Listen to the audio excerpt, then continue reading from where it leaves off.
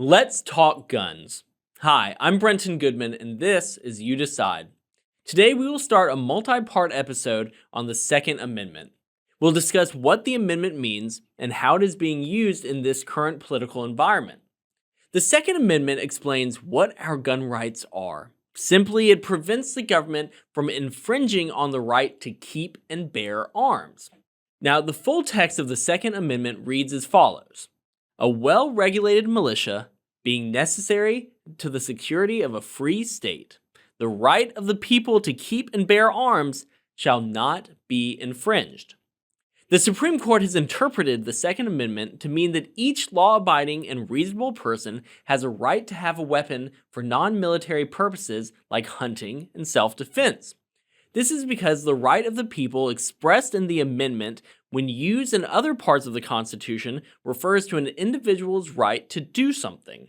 For example, the Fourth Amendment guarantees the right of people not to be unreasonably searched and seized, and that is a right guaranteed to every single person. They further explained that the founders used the phrase to bear arms to mean to carry weapons for self-defense even if someone was not a soldier, and the references to a well-regulated military to secure free states was merely a way to say one of the reasons people should be able to have firearms is so states can create militaries, which otherwise couldn't be created if the state citizens didn't have a right to carry their own personal guns. Now, the Supreme Court explains this reading does not prevent Congress from creating laws to prevent unreasonable people from using guns. They say, like any right, the Second Amendment is not unlimited. They point to laws that they agree are constitutional, like those that say felons or the mentally ill cannot have guns, those that forbid having firearms in places like schools and government buildings, and laws that create background checks or waiting periods on the commercial sale of guns. Last, they say that the right to have guns is fundamental because it was specifically included in the Bill of Rights that protects other fundamental rights, and because the ability to have guns is something that is deeply rooted in our traditions and our history.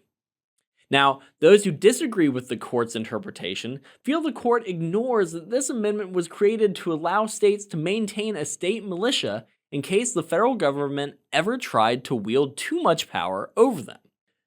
Because of that history, and the fact that the amendment frames the right to bear arms by first highlighting the need for a free state, the amendment should be read as only protecting the carrying of firearms for state military purposes. They point to the fact that during our founding, the term to bear arms was known to mean serving as a soldier.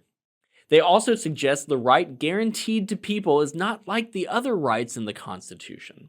For example, even if you are mentally ill or have been convicted of a felony, you have the right to assemble or not be unreasonably searched. But those same people don't have the right to own guns. They also say that the right to have guns is not fundamental because historically the right of individuals to have guns was not recognized, and it was always tied into the idea that it was only important for maintaining state militias. Their concern ultimately is that by saying the Second Amendment gives rights to certain individuals to carry guns, it hurts Congress's ability to create laws to limit the use of guns in our society. They say we are at an unprecedented time where individual actors can cause large-scale damage as evidenced by the rise in mass shootings.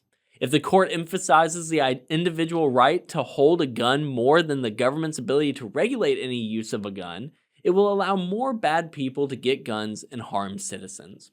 So, does our law properly protect a person's right to have guns for self-defense and hunting? You decide.